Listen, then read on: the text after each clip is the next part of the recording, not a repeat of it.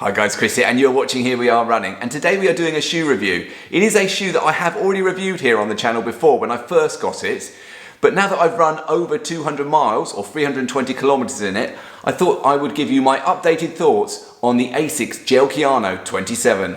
For those of you who are regulars on the channel, you know that I am an overpronator, that I do run in stability running shoes, and I have worn previous versions of the Asics Gel Kayano. And it's a shoe that I've tended to get on really well with, wearing it predominantly for easy day runs and long runs.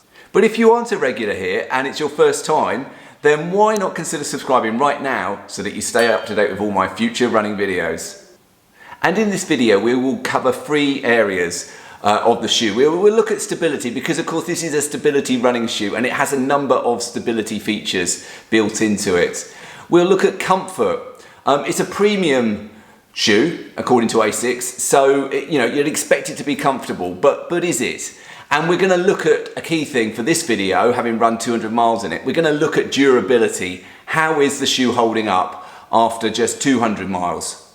And spoiler alert, it isn't all good. Okay, so let's start with the stability features, and there are a few. So you've got firstly the Dynamic Duo Max foam, a higher density foam on the medial side here, which when you're running is going to sort of help prevent your foot from turning in. And then you've got an external heel counter, which is very visible on this shoe and provides a good level of support around the heel. And then you've also got this Trustic system. Now, previous versions of the Kayano also had the Trustic system, but they re-engineered the way that Trustic system is in the Kayano 27. Still find it does a great job at stopping the shoe from twisting. There's not a lot of twist there at all, is there? So those I would say are the key stability features of the shoe. And these features all combine to give you a really stable ride. Now, I would consider this to be a maximum stability type of shoe, a shoe that you would want to consider if you overpronate moderately or quite to a high level of overpronation. Then this is a shoe certainly worth consideration for all the stability features that it contains. It's also a very comfortable shoe to run in. And that is because of the cushioning that they put in, what with the flight foam Propel, and the gel. It's got gel here at the rear of the foot and also some in the forefoot that you can't see. It's got a nice engineered mesh upper with some ventilation slits. Now, I don't think this is as well ventilated as other shoes in my rotation, but it's fine, particularly now with the summer is beyond us here in the UK and it's starting to get colder out there. It actually keeps your feet quite cozy. The lacing's fine, the nice padded tongue, not too padded, but typical sort of Asics type of padding around the tongue, and also you've got some good padding around the heel area as well. It's all add to giving you a really comfortable ride when you're running in this shoe.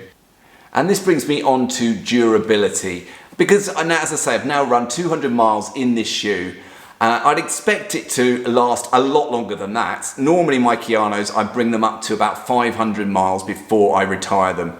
So how is this shoe holding up? Well, around the upper and in the heel area, the lacing system, it's not a lot of wear and tear in that at all at this stage, as you'd probably expect or hope after 200 miles. And on the outsole, again, Asics put the high abrasion rubber on this shoe, and you'd expect that to last a long time.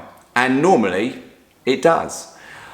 That's normally. But in the Asics Kayano 27, I think they've done something a little bit different. So if I show you firstly the heel area, that is fine. And for me, because I'm a heel striker, that is the area of the rubber that normally wears first.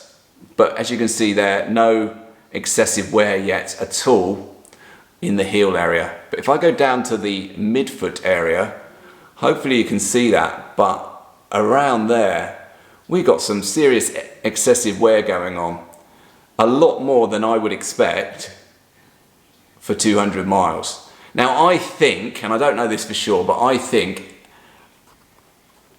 on this particular model of the Kayano, Asics have done something a little bit different. I think they've changed the compound, the density, the softness of the rubber compared to the heel, compared to there in the mid-foot area, and certainly it has worn a lot more than I would expect, and that's not good for a shoe that here in the UK costs £155. I think it's about $160 in the US. That's not good.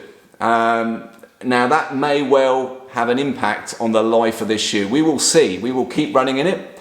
It is one of my main shoes that I wear for my everyday runs, my long runs. So we will keep running in it, and we will see what we get out of this. But that is something that I was not expecting to see in an Asics Gel Kayano, the 27.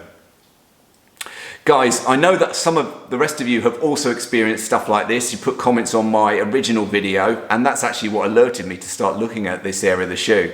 But if anyone's watching this video and you're getting the same, also drop a comment below. It will help other viewers of this video when they read those comments to understand if this is just something that I'm getting or if this is a common problem. I suspect this is probably a common problem.